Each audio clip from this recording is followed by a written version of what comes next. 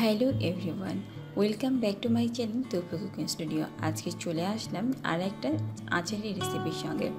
এখন যেহেতু চালতার সময় বাজারে খুব চালতা পাওয়া যাচ্ছে, তাই আমি আজকে আপনাদেরকে তৈরি করে দেখাবো একদম সিম্পলভাবে চালতার আচার।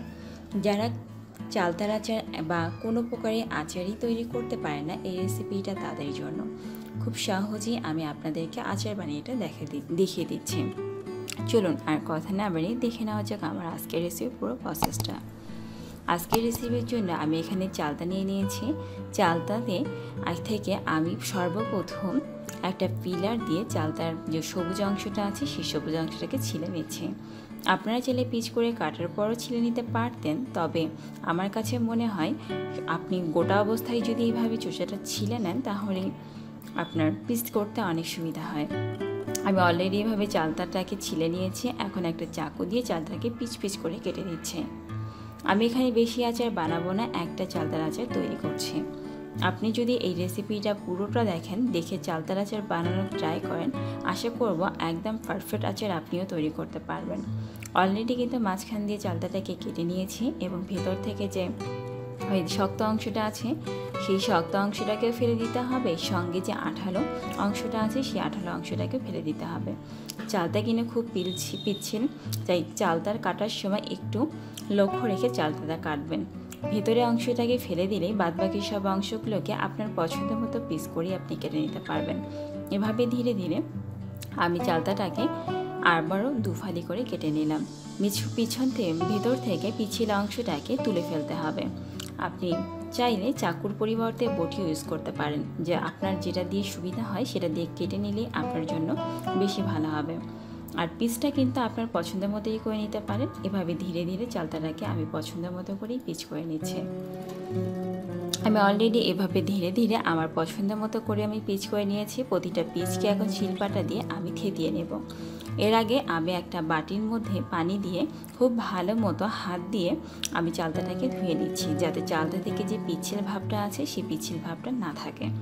এই প্রসেসে 2 থেকে 3 মিনিটের মধ্যে এরকম জলের মধ্যে ভালো মতো ধুয়ে নিয়ে আমি চালতাটাকে তুলে ফেলছি, তাহলে চালতার পিচ্ছিল ভাবটা অনেকটাই কেটে যাবে।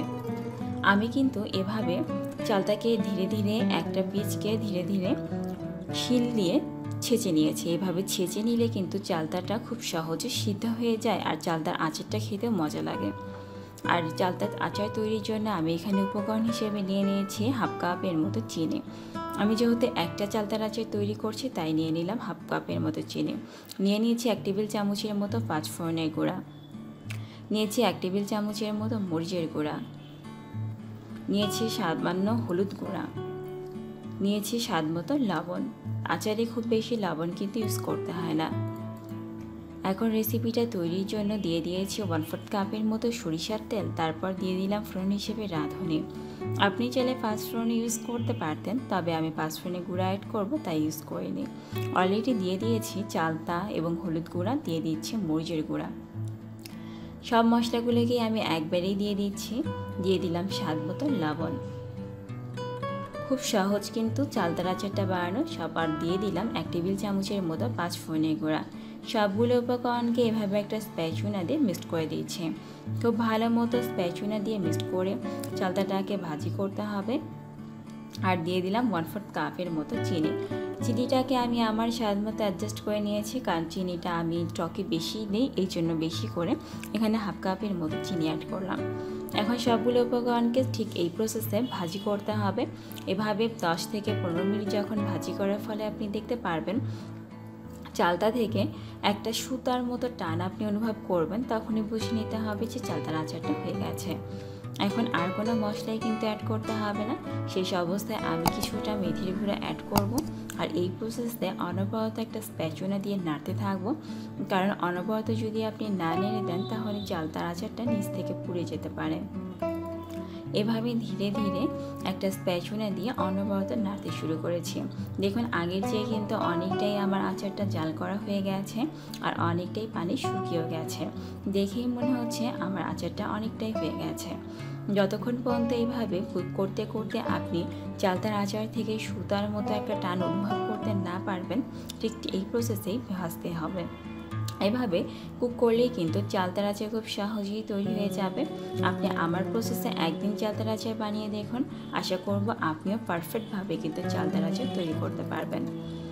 দেখুন এইভাবে ধীরে ধীরে জাল করার ফলে আমার চালতার আচারটা কিন্তু হয়ে গেছে।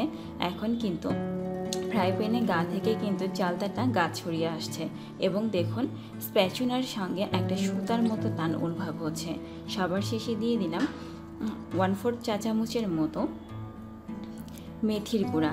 সবগুলো উপকরণের সঙ্গে মেথিটাকেও মিক্সড করে দিয়েছি। আমার চালতাটা এখন আচারটা এখন একদমই তৈরি। আমি এখন রেসিপিটাকে সার্ভিং করে নামিয়ে নিচ্ছি। আমি অলরেডি রেসিপিটাকে সার্ভিং করে নামিয়ে নিয়েছি। দেখুন আমার আচারটা দেখতেও যতটা সুন্দর হয়েছে আর পরিমাণটাও এবং খেতেও অনেক সুন্দর হয়েছে। আশা করব আমার আজকের এই চালতার রেসিপিটা আপনাদের ভালো লেগেছে। যদি এই রেসিপিটা আপনাদের ভালো লাগে অবশ্যই আমার চ্যানেলটাকে সাবস্ক্রাইব করবেন, আমার পাশে থাকবেন এবং আমাকে কাজ করার উৎসাহ আরও বাড়িয়ে দেবেন। আজকের মতো এখানে বিদায় নিলাম।